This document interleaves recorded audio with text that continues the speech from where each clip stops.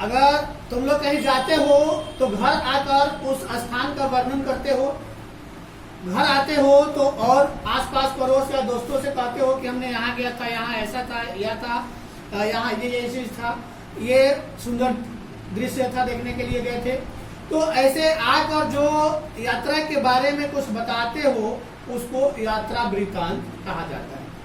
पहले के लोग कहीं भी जाया करते थे तो वह जाने के समय और आने के समय रास्ते में क्या क्या देखे, क्या क्या किए, इसका वर्णन किया करते थे। हम लोग हिस्ट्री में जानेंगे कि दुनिया के कोनों माने अनेकों कोने से लोग यहाँ आए इंडिया में। भारत को इसी तरह सोने का चिड़िया नहीं कहा जाता था।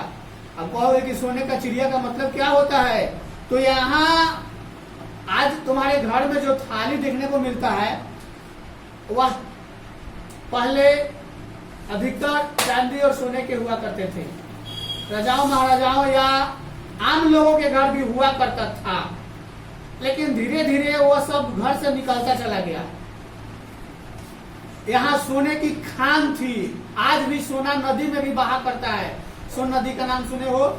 वहाँ के आसपास के लोग सोन नदी के बालू को इकट्ठे निकाल लेंगे, दिन भर क्या करेंगे कि थाली में पानी रखकर झिलझिलाकर एक ही वो छोटा छोटा सोना के कण को इकट्ठा करेंगे। दिन भर में इतना से इकट्ठा करेंगे, व्यापारी आएगा खरीद कर लेकर चला जाएगा।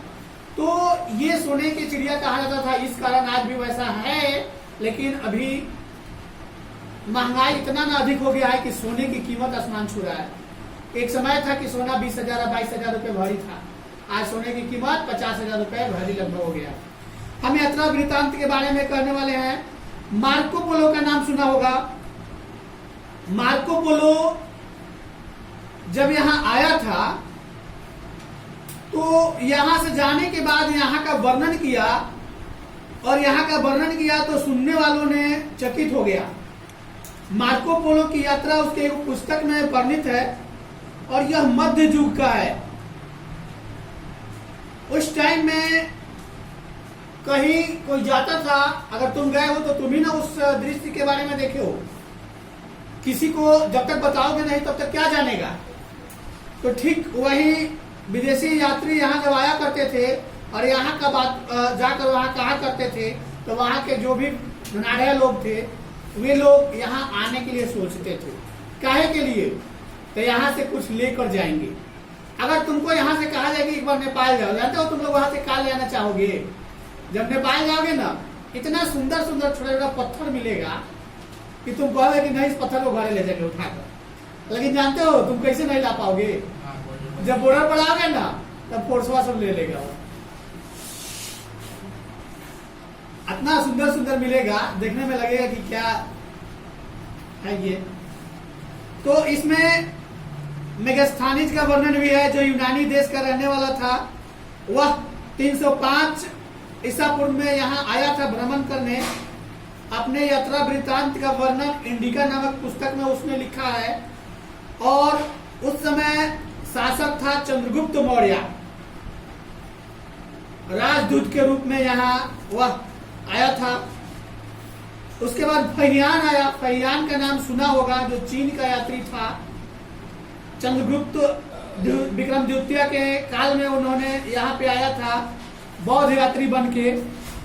तुम भी चाहोगे तो यहाँ से किसी देश में अपने धर्म के बढ़ावा देने के लिए उद्देश्य से जा सकते हो, घूम सकते हो, बढ़ावा के लिए वहाँ के लोगों से संपर्क कर सकते हो। ह्वेनसन का नाम सुना होगा। हमने ह्वेनसन को, अल्बरूनी को, मार्को पोलो को, इब्न बतूता को, और बहुत सारे हैं इसमें जिसका नाम और कुछ है, जैसे मेगास्थनीज, फहियान, ये सब यहाँ आए हुए थे। और उन्होंने कई वो किताब लिखा, उसमें यहाँ के बारे में वर्णन किया। ह्वेनसन, अल्बरूनी, मार्को पोलो। ह्वेनसन का तो मिलता है कि यहाँ के बारे में इतना अच्छा से वर्णन किया था कि भारत शिक्षा का एकमात्र केंद्र था पूरा दुनिया का। और भारत सिर्फ भारत ही नहीं था, नेपाल, बांग्लादेश, पाकिस्तान, अफगानिस्तान, उधर काजिस्तान भी है, ये सब मिला के था। और शिक्षा का सबसे बड़ा केंद्र यही तुम्हारा नालंदा था। तक्षशिला था जो अभी पाकिस्तान में पड़ता है, विक्रमशिला था, ये सब जगह पढ़ने के लिए विश्व प्रसिद्ध था। विदेशी यात्री यहाँ पढ़ने के उद्देश्य से आते थे। नालंदा का नाम सुना होगा तो उसमें तुम लोग ये सुना होगा कि 1000 शिक्षक और 10,000 बच्चा पढ़ता था।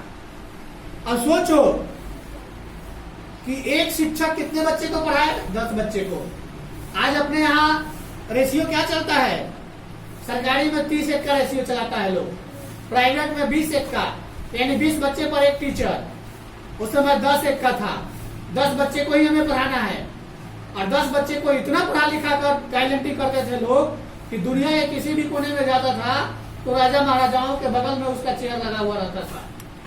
इसलिए कि कहां से आया है? तो नालंदा से पढ़ के आया है, नालंदा का विद्वान है। आज पढ़े लिखे लोगों को उतना सम्मान नहीं दिया जाता है जितना कि पहले लोगों को सम्मान दिया जाता था। पढ़े लिखे लोगों से कुछ ज्ञान पाने की लोग कोशिश किया करते थे। आज कोई चाहता है गांव में कोई पढ़ा लिखा हो तो कोई चाहता है कि उनको बैठाकर कुछ ज्ञान के बारे में पूछे? नहीं, इधर उधर के झगड़े के बारे में लोग रह जाते हैं। इसमें बहुत ऐसे लोगों का नाम भी मिला हुआ है, जैसे कृष्णदेव राय के शासन में भी था, अफनासी था, निकितीन था, बारबोसा था, ये नाम आ रहा है सब पुर्तगाल काल के था। इटली का भी पीटर मुंडी भी था, फ्रांस का भी जीन बैप्टिस्ट था, इटली, फ्रांस, रूस का गिरासिम था। ये लोग हिंदुस्तान आए थे। ये लोग कुछ, जौहरी का मतलब क्या होता है? गहना बनाने वाला, सुनार जिसको बोला जाता है, उसके उद्देश्य से आए थे।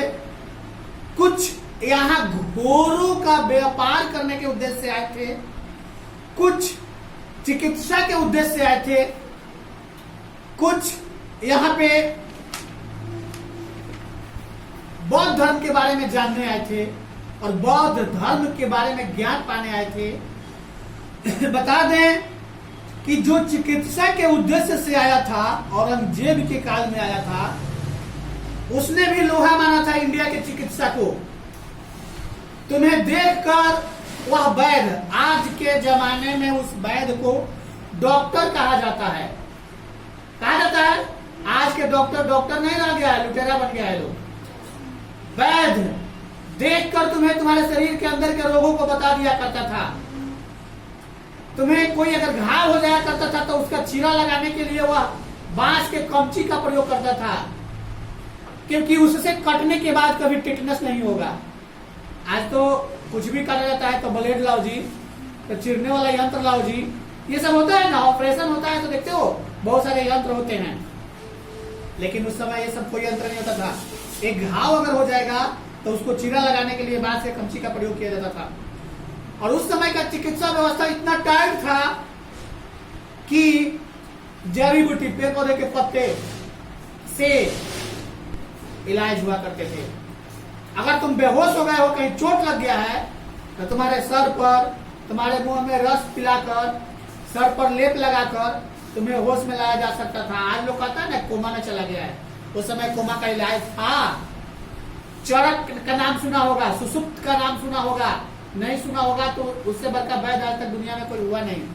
आज अपने आप को कहते हैं कि महान डॉक्टर हो गए हैं ना। महान डॉक्टर उस समय के वैद्य के समय में मतलब जीरो के समान है लोग, अभी कुछ नहीं है लोग।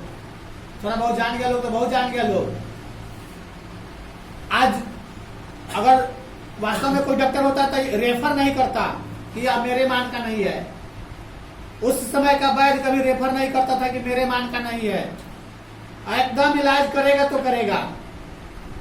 किसी भी बीमारी का वो इलाज जानता था, और पेड़ पौधे के पत्ते से। आज तुम्हें घाव होता है तो क्या करते हो? जाते हो चीरा लगाने, दवा खाते हो। आज जानवरों को घाव होता है तो हम लोग क्या करते हैं? बम तुलसी का नाम सुना है सर? उसको पीस कर उसका रस लेप देते हैं, उस पर चिपका देते हैं, घाव अपने आप पक के फट जाएगा। बचपन में हमने देखा था कि किसी को घाव होगा, जल्दी पकता नहीं था तो शीशों के पत्ता पीस कर और छोप दो, पक के फट जाएगा अपने आप। तो ये अपने इंडिया का एक ऐसा अभी भी रहस्य है कुछ लोग हैं जो प्राकृतिक के द्वारा दिए गए पौधा से अपना इलाज करते हैं, और ऐसा हर घर में है जो अपने शरीर का 50% ख्याल रखना जानते हैं। आंतरिक बीमारी कोई हो जाता है तभी डॉक्टर के पास जाते हैं, जो अपने से ठीक नहीं होने वाला होता है। किसी का हाथ टूटता है तो फट से कहते चलो बैठवा लो, पूरा अगर टूट जाता है तो चलो बैंडेज करवा लो, ऐसा होता है। तो यहाँ